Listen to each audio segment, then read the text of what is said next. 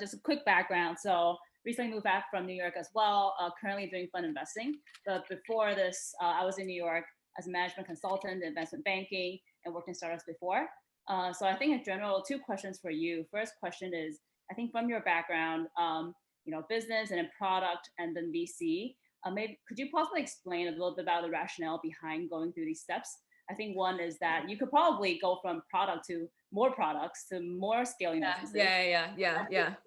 And what is the personality or skill set requirements in terms of being successful in these two routes? And I think second question would be along those lines of, if you were to give advice for junior people from a business angle who want to do product first before doing investing, particularly for the role of wanting to have a more deep sector expertise, what would your advice be? Okay.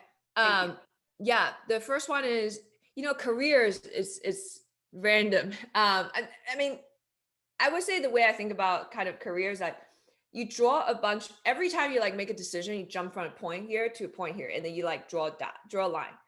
And then like from that point on, you have new set of information.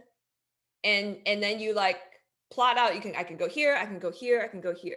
And then you like draw another line once your decision is made. So like eventually it might look like that, but I feel like at 22, I was making a decision about why do I go to Time Warner's venture group versus private equity?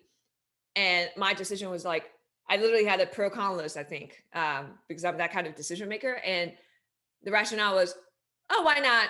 I'm going to probably go to business school. I'll probably look more differentiated as a candidate. And this sounds like a lot of fun. I read TechCrunch. This is 2008. And sounds like a lot of fun. And whatever the heck venture capital means. So that got me to the rabbit hole. And then from then on to be a founder, again, it was like, oh, my opportunity cost is pretty low. I'm in business school. This will probably help me if I want to be an investor again later. This experience will probably help me. And by the way, I can be a founder. I can like use this opportunity to keep my relationship on the venture side warm because I get to talk to VCs. And then, so it's not going to be a waste of time. And I kind of get to learn how to build software. So then it was that, and then it failed. And then I come out of school as a product management, like, oh, because I want to build software, as I shared earlier.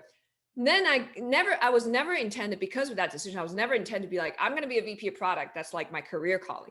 I literally was like, if you think of it like those like video games, or like each character has like skill set chart, right? I'm like, okay, I can do ops, I can raise money, I know how to do finance.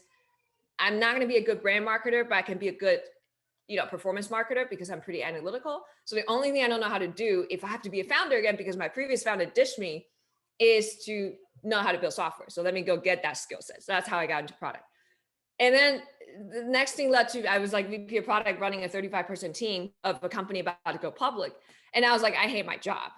And because once you're at that level, you're not doing work anymore. I tell my people like my all days, 8 a.m. to 6 p.m. in back-to-back meetings, and negotiating and maneuvering with other C-level people so my people can get to work. And I just can't deal with politics and BS like that, because I'm the most happy was when I'm earlier stage. I just get in a room with head of marketing, with the CEO. I'm like, okay, here's the best things for the company, and then we're gonna go do it. And then we're just like not waste time. So my realization then was like, okay, I would never want to be a senior exec at a large company. So then I was like, okay, well that sucks. So I should leave because it's gonna go public and it's gonna get worse. Oh, so let me go. My first intuition is, let me go to get another job at a Series A startup, be a VP of product, and do it again. And then I was like, well, if this company becomes successful, 5 years later, it's the exact same thing. I'm stuck again. And then the other thing is, like, I actually was interviewing with a really successful company at the time in New York, Series A, Series B. They were trying to bring in a VP of product. And I was interviewing, and I was also talking to NextView because they reached out to me. And I was telling my husband about like these two potential options. And then he was like, don't take that product job. You're going to be bored in 6 months. I was like, why? He's like, you're a personality that like, you cannot just like go in and deploy the playbook. And now you know how to do this job. And you're just going to do that and you'll get bored in 6 months. And I was like, oh, okay. So I should go back to be an investor.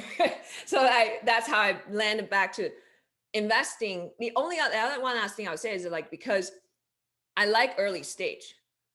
So investors actually one of those jobs that, like, you can repeat the early stage thing again and again. I'll tell you right now, the negative is that, like, I don't get to be, I'm like the grandparent. I'm not the parent.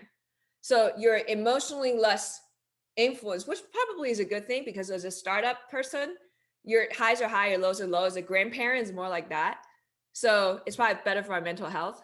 And in terms of your quick question on, like, personality, they're very different. Like, they're extrovert investors, they're introvert investors. I think the, like, personality is less important. I think you have to have the passion to, like, two things. You have to have passion to, like, interact and spend time with founders. And two is that you have to be excited about that. Otherwise, you shouldn't do this job, because you'd, like, have 10 meetings a week with founders. The other thing is you have to be very comfortable with making decisions without a lot of data. And that's actually both true for early stage investing and early stage operating. And I know you have another question about business people wanting to go into product. I would quickly say that when I interviewed for my first product job, I read the JD and says, oh, SQL proficient. I was like, what is SQL? And as I, like, went online, took I think it was like a 3-hour Stanford intro to database class. I was like, okay, I now know how to write SQL. I mean, and I went into interview and I practiced, if else, where, blah, blah, blah. And obviously I was never quizzed on SQL on that job. However, I got to the job and I had to pull data. And then there's a startup, there's no data scientist. So I just had to I was like, oh, thank God I learned how to do SQL. So let me, like, monkey around in the database and, like, pull stuff out. The reason I want to share that is because anything can be learned. And then, like, non-technical people, I've hired both technical background PMs and non-technical background PMs. And my most successful PMs is actually a blend. There are people who came out of Stanford CS degree and she was not successful. And my other PM on my team, who was Berkeley CS, WECS, he was telling me that I'm actually the most technical product person on our entire team at the time. And I think it's like, you have to kind of, you can understand the conceptual understanding of technology without actually understanding, like, the code. And I think if you have the will, there's also the internet. And, like, these days is much easier. So I actually think it's not that huge of a barrier as you think. But that was something that I was very conscious of, because I came from, back then it was also like, oh, nobody likes MBAs because they don't know how to do anything, which is kind of true. And so then you overcompensate, like, you have good personal, interpersonal skills, like, be friends with engineers, and then you ask them questions. And the last thing I would throw out there is product people exist not to write code, because that's engineers' job. Product people exist to fill the white space of whatever the heck engineers don't want to do, which is a lot of things. So you can be very helpful in a lot of different things. And then you help them to build, like, we're building something that's important, that is the highest priority of the business, and see, this is how that we move the business needles. And I shield you from all the bullshit that you don't want to deal with. And then I make sure you guys are not wasting time. And that's a huge value add. And then maybe you take on design as well, because I had to in early days with no designers. But whatever that is, the white space is pretty big. So I think actually there's a lot of room for business savvy PMs to operate and be effective.